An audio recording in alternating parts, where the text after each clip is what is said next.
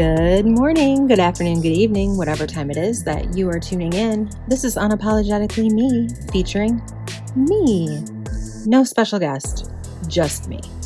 Hello, everyone. How are you guys doing today? I hope you guys had a chance to check out my last video, which was exposing Richard Fife as yet another character in this theatrical performance and revealing that the Man in Black, in my opinion, does not exist. He was mentioned as a red herring to get people up in arms and to focus on that rather than on the switch between Richard Fife and Keith Barlow. I also do believe that you noticed at the inquest, they never had the man who spoke about the fisherman, right? He spoke about the fisherman and one other man who was loitering around the church that morning. The two fishermen, I believe, was the day before. So we never heard from that guy either. So it's almost like Richard Fife was put in there to mention the Man in Black so that we don't question about these two fishermen that were seen. You see what I'm saying? It's a red herring. They're not trying to have the actual man that went to them about these fishermen. They're putting Richard Fife in there to not have to have the real person there. I know it sounds messed up. Most of you are going to understand exactly where I'm coming from.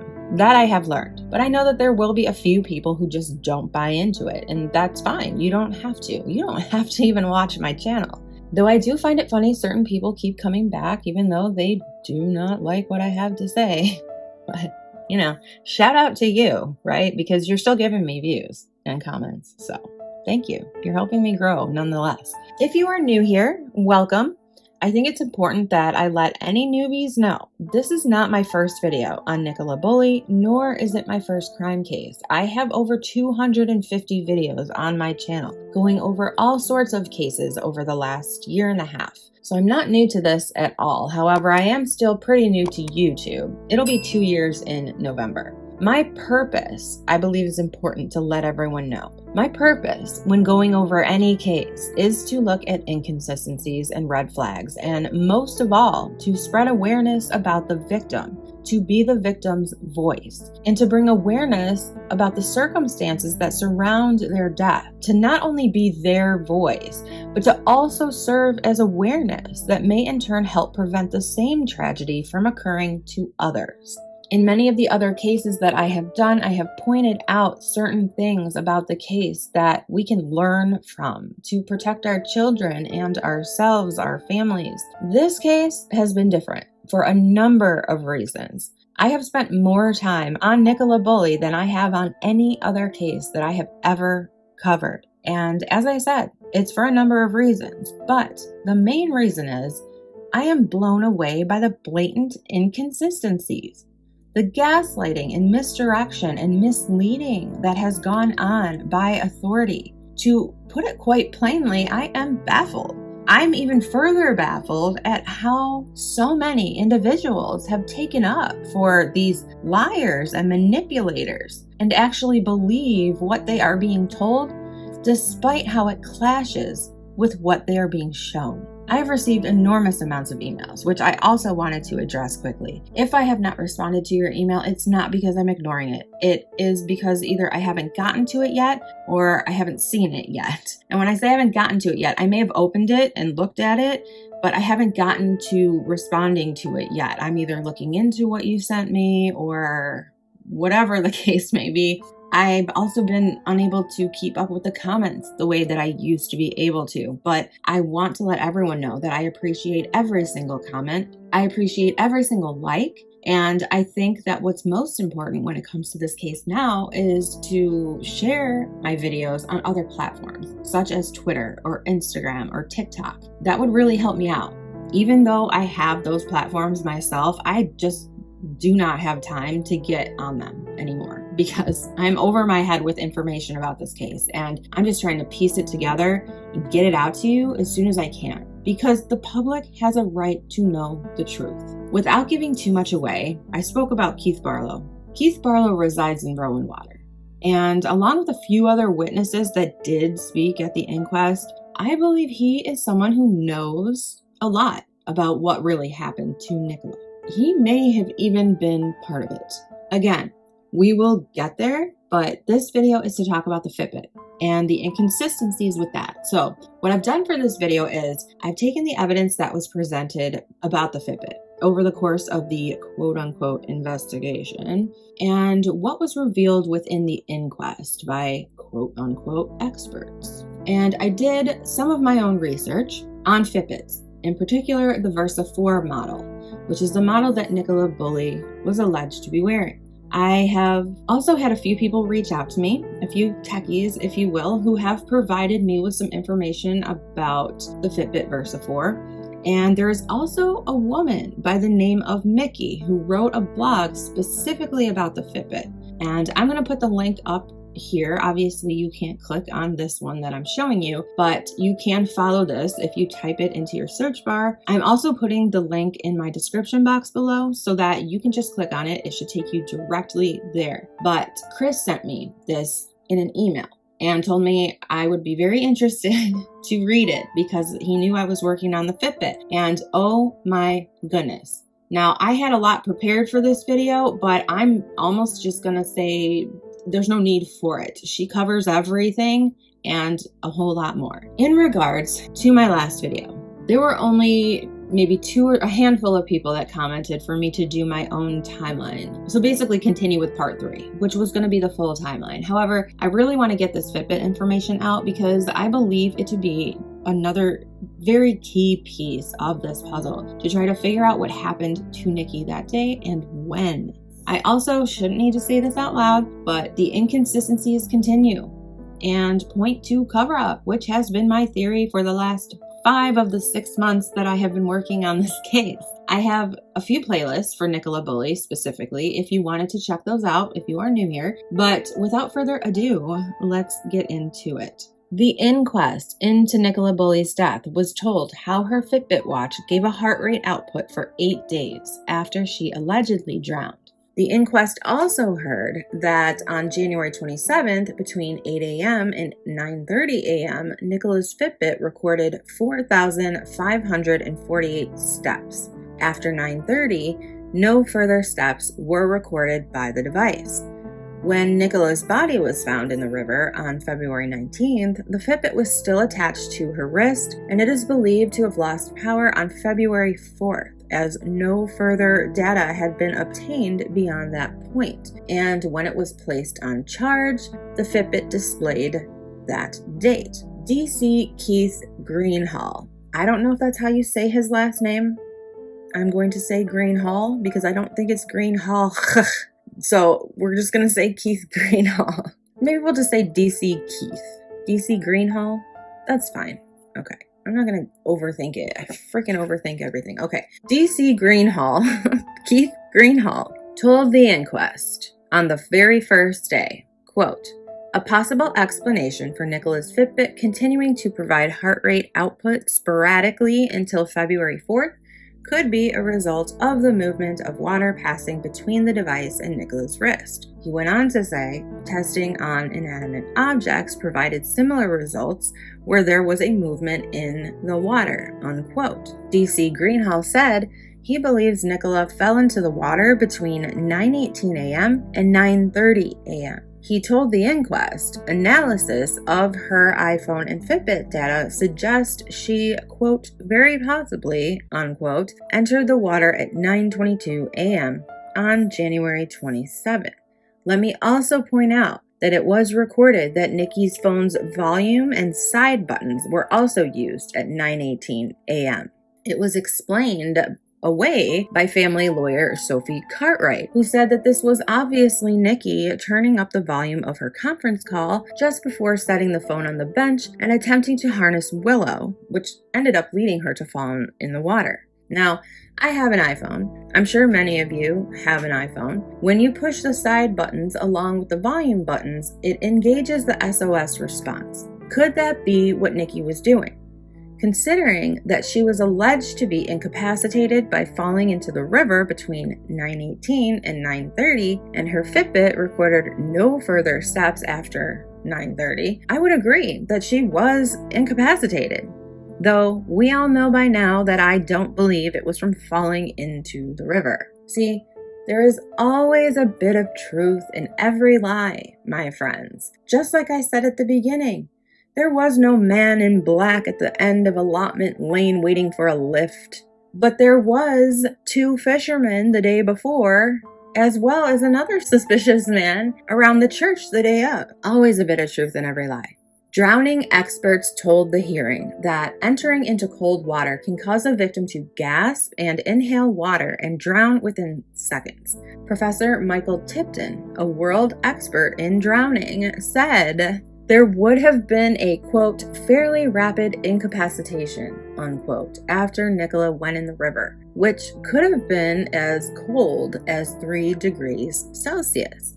Now, we have heard that it was 3.9 degrees Celsius, 3.6 degrees Celsius, 4 degrees Celsius. Here in the US, we go by Fahrenheit. So for any of my US viewers, just so that you don't have to look it up yourself, the water was between 30 and 40 degrees Fahrenheit.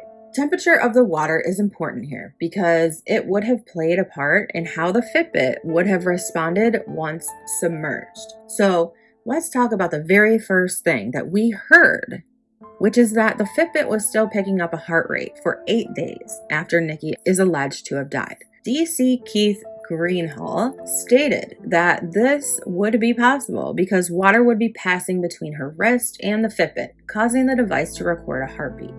So obviously the first thing that I did was look up the Fitbit Versa 4. It was said that Nikki's Fitbit was pale blue, and this is a pale blue Versa 4. It launched in September of 2022, so I think it's fair to say that this was a pretty new Fitbit. It probably did hold a charge very well still, and I would expect that all of its components were more than likely working exactly the way that they would have been when first bought. This Fitbit was designed for fitness, boasting 40 plus exercise modes and GPS. There are several features on this Fitbit. Now, I have an Apple Watch, and as I'm researching this Fitbit for $200, this Fitbit is pretty badass.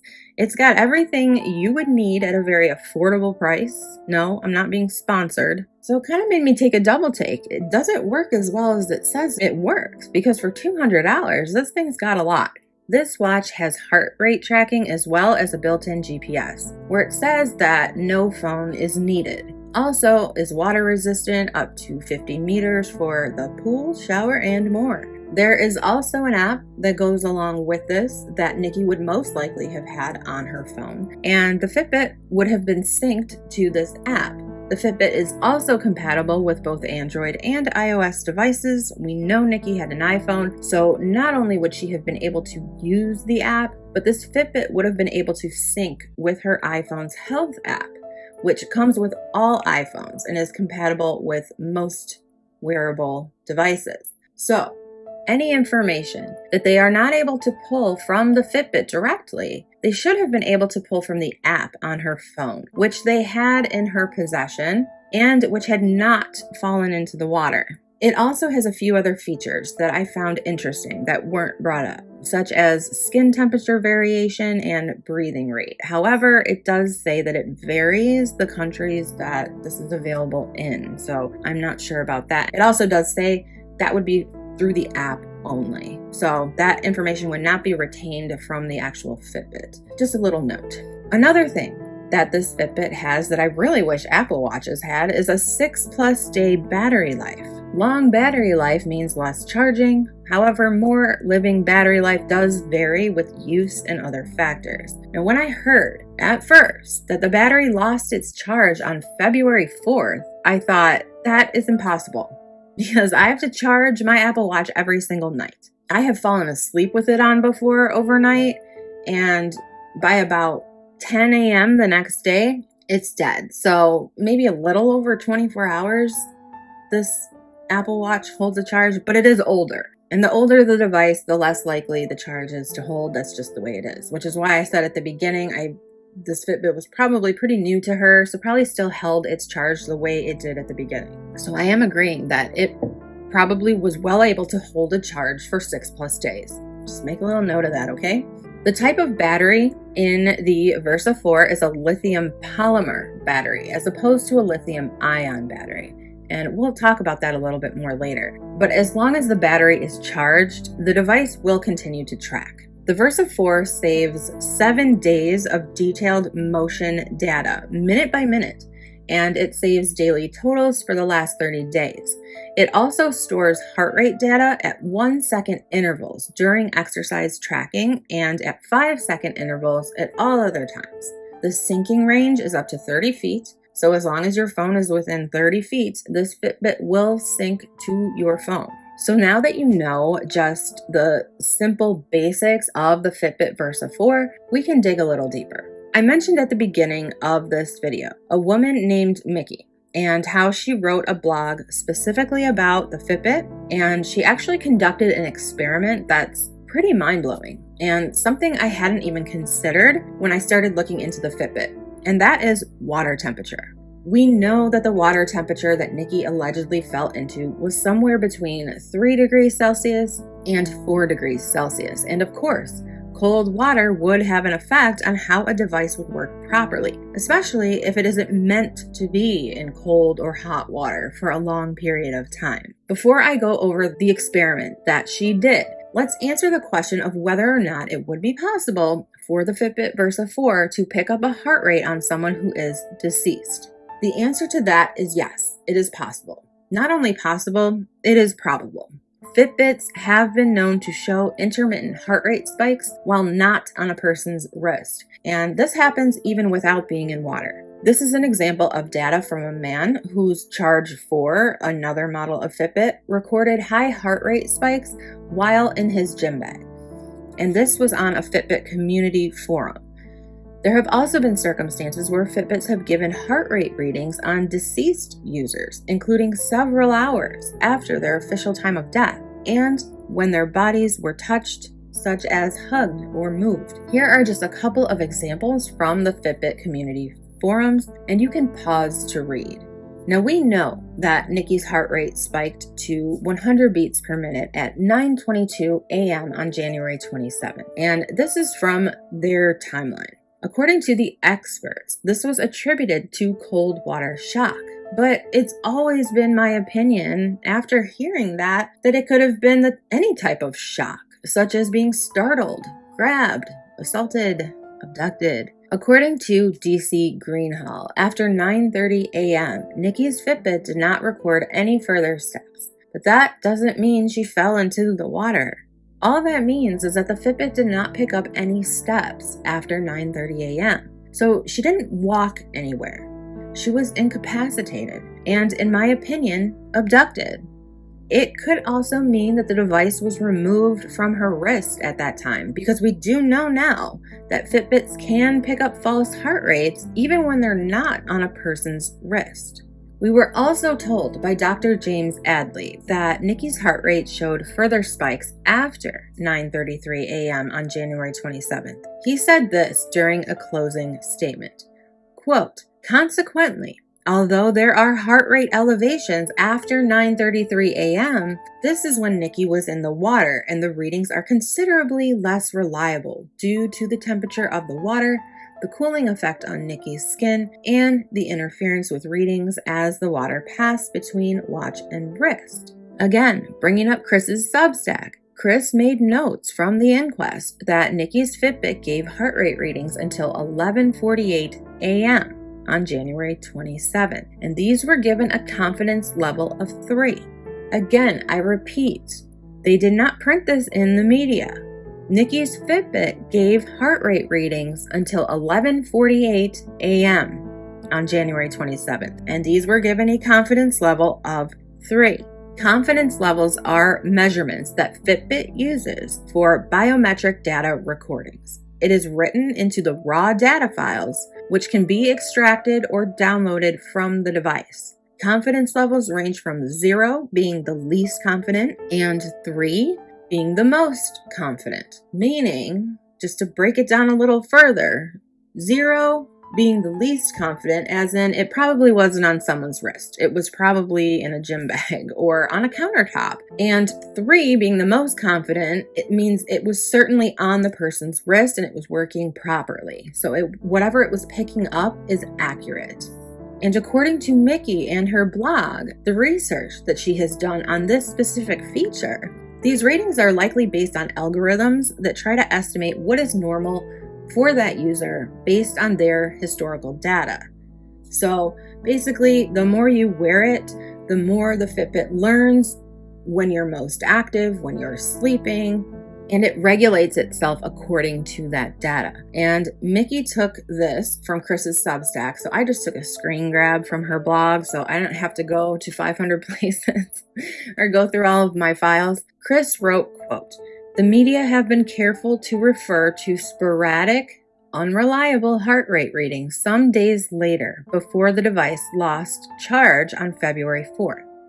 In testing on inanimate objects, this was allegedly observed when the tank was unplugged and there was suddenly a flow of water that could create this. What they failed to report is that K.C. Greenhall testified that the heart rate readings were rock solid and reliable with a confidence level of 3 until 11:48 a.m. that very morning." What does this mean?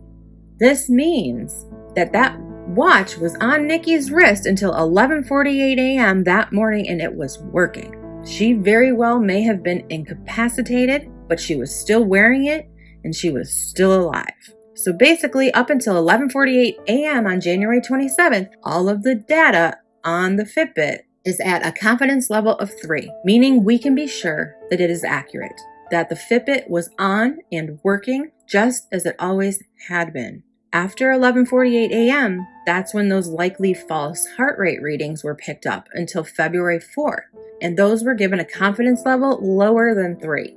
It may have been 0.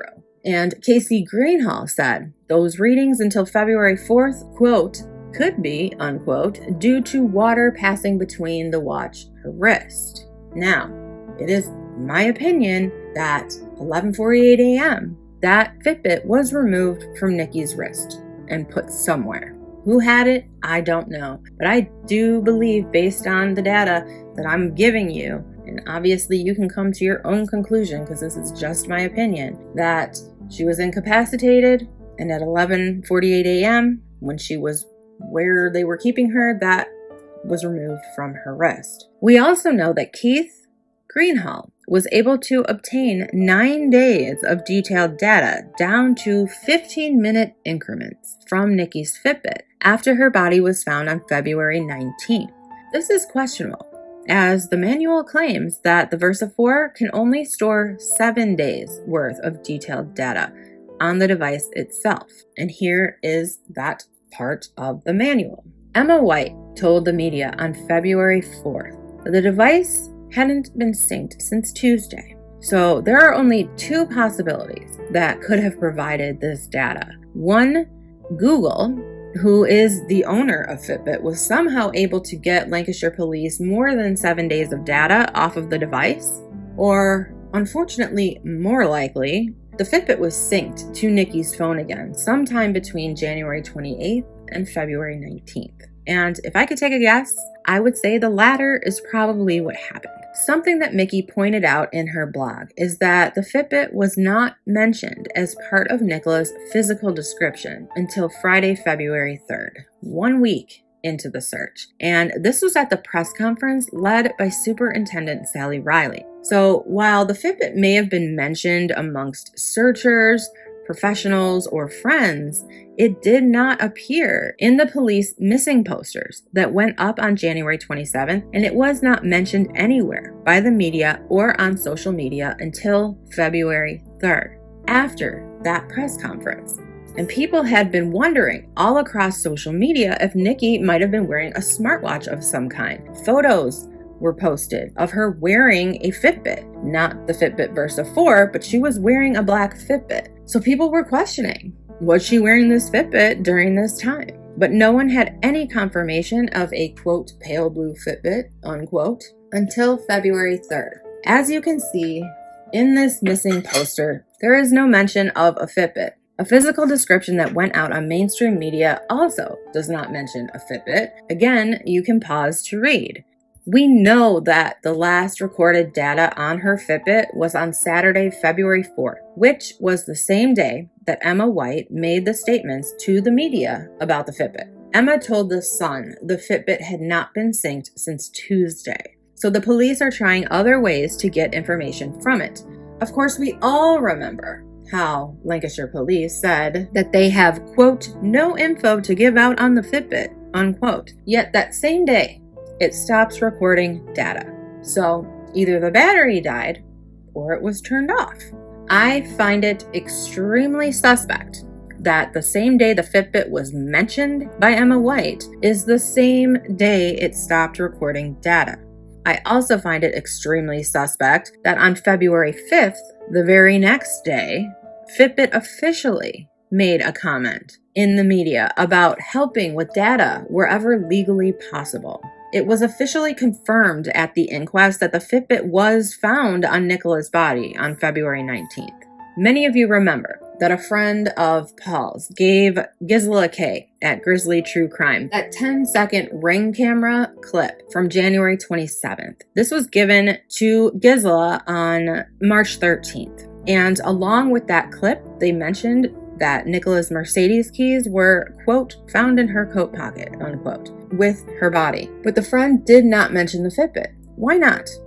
The Fitbit would have had so much data that could answer so many questions. And yet, according to Mickey's research, it wasn't until April or May that another friend by the name of Heather confirmed in a Facebook group that the Fitbit had also been found on Nicola. Then we heard nothing more about it until the inquest. Now, you can find Mickey's blog at this address that I'm showing you right now. I will also put the link in the description box below, as I said earlier. She also has a Twitter, and this is her handle. Now we're going to talk about the experiment. First and foremost, Mickey is very upfront about the fact that she uses a different device than a Fitbit Versa 4 because she doesn't have that device. She has stated that she will go out and purchase that device, but at this point, she doesn't feel that she needs to in order to prove what she's trying to prove. And after reading her entire blog, I would have to agree. That's my personal opinion. The device that Mickey is using is a Garmin Fenix 7S watch. The Garmin Fenix 7S watch has a battery life of 11 days. And Mickey explains that this test is designed to show that even a watch priced nearly 3 times higher than the Versa 4 with a battery life that is almost twice as long performs so poorly in cold water as to unequivocally prove the point that Nicola was not in the river during the search. I do think it needs to be stated that Mickey is a former director at a major technology company that makes fitness wearables, where she was involved in product development, design, product testing, marketing. The list goes on and on. She is well qualified to discuss this type of thing. And this is still the field that she works in today. Feel free, again, go to her Twitter for much more information on the Fitbit. The woman knows her stuff on this specific topic. So rather than me reiterate everything, you can just go straight there. But because I was already doing a video on the Fitbit, I had to include this once it was sent to me by Chris. It was just, I can't look away from it. Okay, the experiment. Mickey put the Garmin on her wrist and made sure all of its battery draining settings were off, which is something to note. The Garmin had already been sitting in a bowl of 4 degrees Celsius water for a few days. While the Garmin was in the fridge in the water, it was not tracking heart rate, and it was losing 12% of its battery life per day. In normal circumstances, when the watch was on her wrist, tracking her heart rate 24/7, it only lost 9% of battery life per day, sometimes even less. So Mickey estimated that it would last just over 8 days in 4 degrees Celsius water, or in other words, it would perform at about 72% of its normal capacity in cold water while not tracking heart rate, which would drain the battery even further. But remember, Mickey's device was still tracking a heart rate, or at least it was attempting to, until February 4th, which means her battery life would have been draining even quicker, right? So Mickey submerged her hand and Garmin-wearing wrist into a bucket of 4-degree Celsius water and left it there for an hour. She even added an ice pack to the bottom halfway through to make sure the water temperature held steady. Her heart rate was tracked consistently with no breaks, though the heart rate was probably not as accurate as it would be in room temperature and non-liquid conditions as it is meant to be worn. This first part of her experiment showed that this Garmin, which she only has had for 9 months, was now losing 1.5% of its battery power per hour, meaning 36% per day.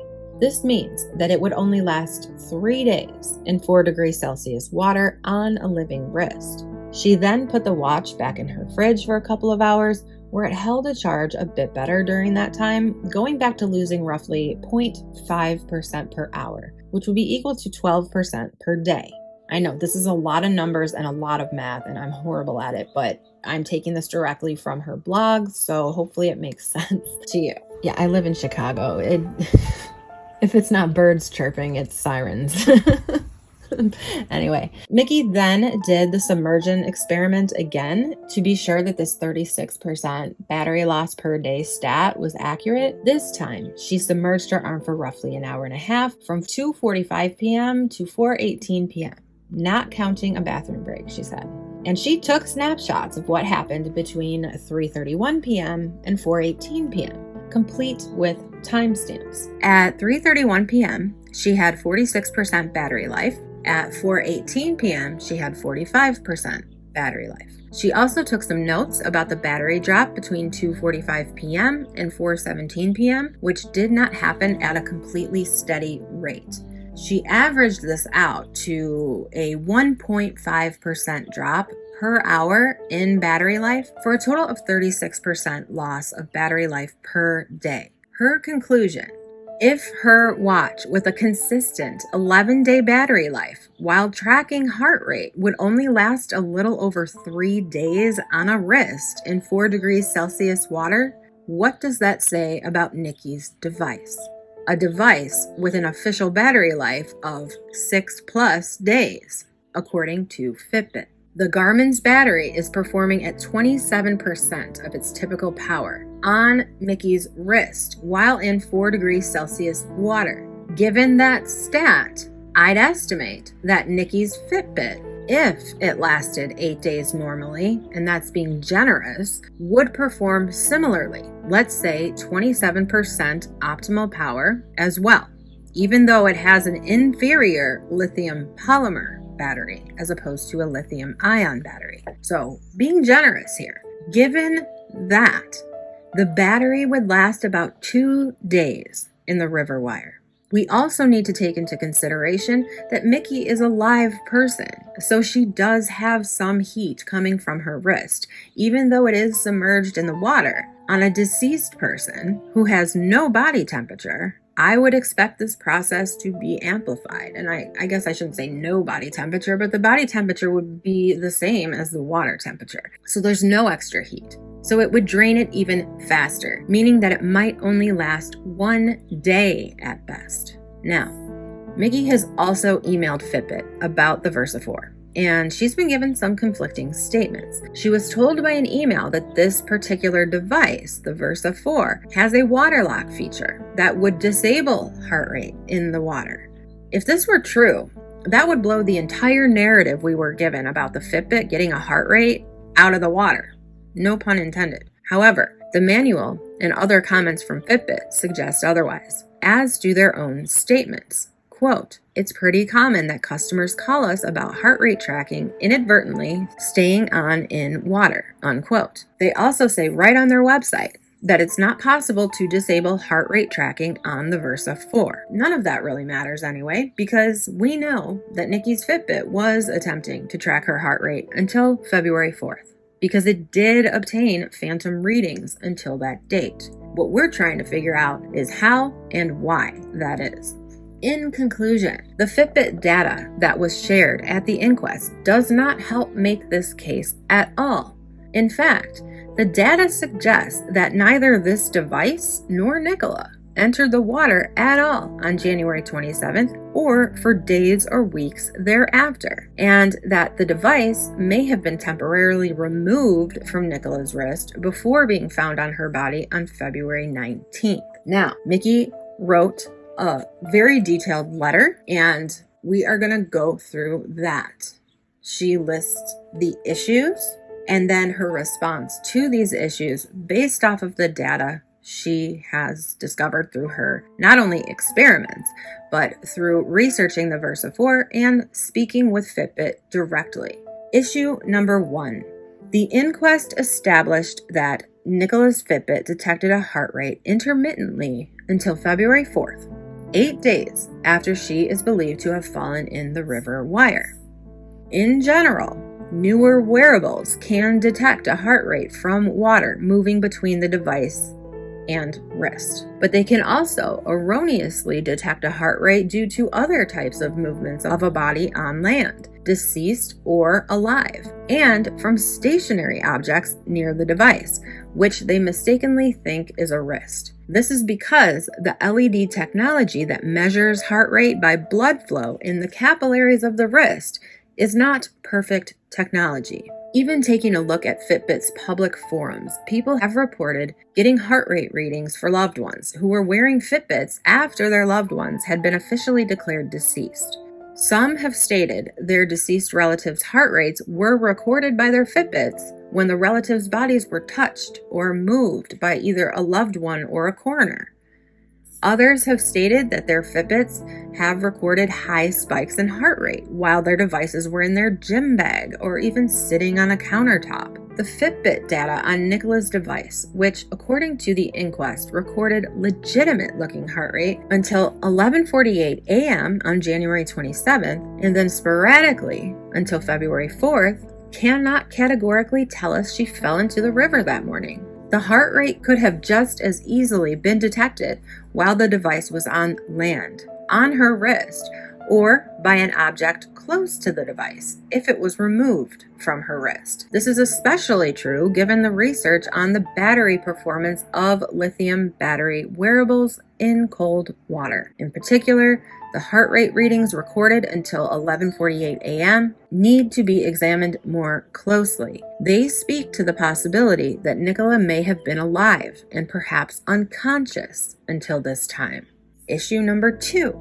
The inquest established that Nicola's Fitbit held a charge for 8 days while submerged in 3 to 4 degrees Celsius water, and that data was successfully recovered from the device when her body was found on February 19th. Nicola's device, the Fitbit Versa 4, is rated to a water depth of 50 meters, but its battery life listed as 6+ days by Fitbit, and arguably the device itself would be compromised by being in cold water for this long, and the battery would not likely last for more than 2 days. It is not designed for such use, nor are most wearables except top-of-the-line models from Garmin and Apple, and watches specifically designed for diving.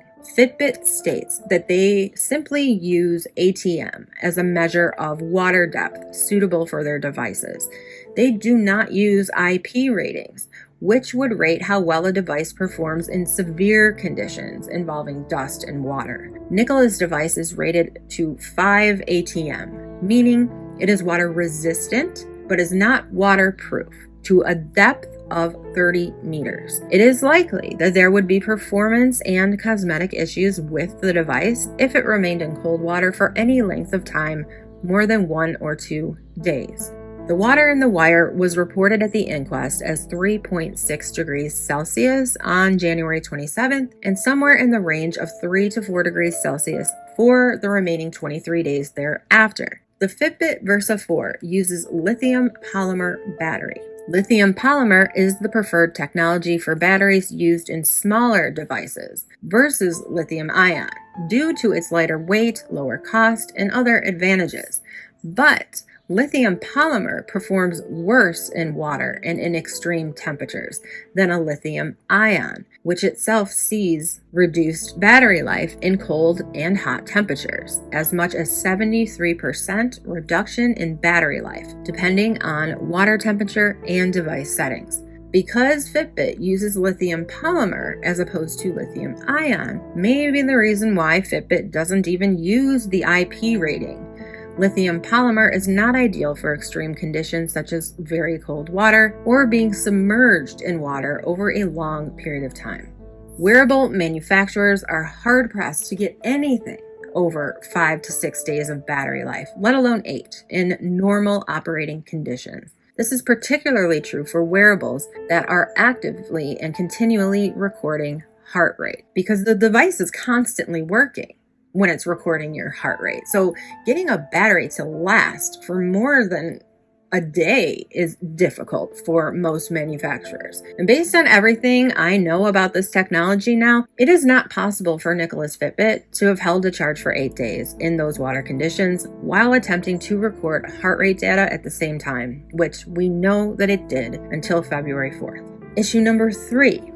The inquest established that Lancashire police were able to obtain 9 days of unsynced data from Nicola's device when she and the device were found on February 19th. The inquest revealed details about Nicola's walk, heart rate, and last movements up until 9:30 a.m. on January 27th, plus heart rate data recorded after 9:30 a.m., which included spikes at 9:33 a.m., as well as accurate-looking heart rate data until 11:48 a.m.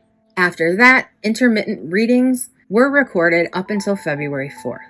In total, that is 9 days worth of data. If Nicola's friend Emma White's remarks to The Sun on February 4th are to be believed, the device was last synced to Nicola's phone on Tuesday, January 24th, 3 days before she was reported missing. It is important to note that NIKKI'S device cannot sync to the cloud automatically. It does require a Bluetooth-linked phone in order to sync to the app and to the cloud. Data, once synced via phone app, can also be accessed on the web at Fitbit.com by logging into your account. According to Fitbit, if it is not synced to the phone, the Versa 4 device only stores 7 days worth of data on the device itself. It is possible that summary data may be available going back 30 days, but it does not contain the level of detail that was presented at the inquest as to what occurred on January 27th regarding steps and heart rate. So, how is Lancashire Police able to extract 9 days of detailed data January 27th through February 4th after February 19th? This was never explained at the inquest. The supposition, based on the information shared at the inquest, is that the device may have been synced to her phone sometime after her reported date of death and before she was found. Interesting, isn't it? Issue number 4. The inquest purported that Nicola's steps were recorded in 15-minute increments. In other words, no further level of detail could be ascertained about her steps in the minutes before she allegedly fell into the river, right? Because it's in 15-minute increments. However, in fact, Fitbit records steps in 5-minute increments in both the app and on the website. This should allow for a higher level of detail as to what happened between 9:18 a.m. and when the device stopped recording on February 4th, because it would not have been 15-minute increments. It would have only been 5-minute increments. Some questions, I believe, need to be re-examined and more thoroughly answered by Lancashire Police in conjunction with the other evidence in this case. Number 1. How did Nicola's device exceed its official battery capacity by 2 days while submerged in 3.6 degree water? Cold water shortens lithium battery life and wearables by as much as 2 to 5 days and as much as 73%. It does not lengthen it. It is pretty much inconceivable that this device could record data, including heart rate, for 8 days and be fully recoverable when found. Number 2. Was the Fitbit and its owner in the water on January 27th or in the days thereafter? The absence of steps after 9:30 a.m. on January 27th, along with spikes in heart rate around that time, cannot prove that Nicola fell into the river that morning. The absence of steps and presence of heart rate readings until 11:48 a.m. on January 27th, as well as additional intermittent heart rate readings until February 4th, could be due to other factors. Namely, the device was removed from Nicola and/or moved locations, picking up false heart rate readings from its surroundings until February 4th. Or the device picked up false readings after the death of its wearer in a location on land while still on Nicola's wrist. So what do you guys think about that? All the links will be down there for you to view on your own and make your own decision. Because again, this is all opinion. It's opinion from me. It's opinion from other people that I agree with. So it's important that you make your own decision. I'm just the messenger here, okay? That's about it for this video. We're going to move on to a few other things. I think it's really important to note all of the missed opportunities during the inquest to ask questions and to get further clarification on a lot of things. The inquest is meant to inform the public and kind of reassure the public of what really happened. And that didn't happen at this inquest. And I think maybe that is what we need to get into in the next video. But I'll just surprise you guys, okay? So I hope you have a great rest of your day, your week, your weekend, whenever you're watching this. Feel free to subscribe, like, share, comment, and I will talk to you guys on the next one. Be happy, be healthy, be safe, and most of all, be unapologetically you. Bye-bye.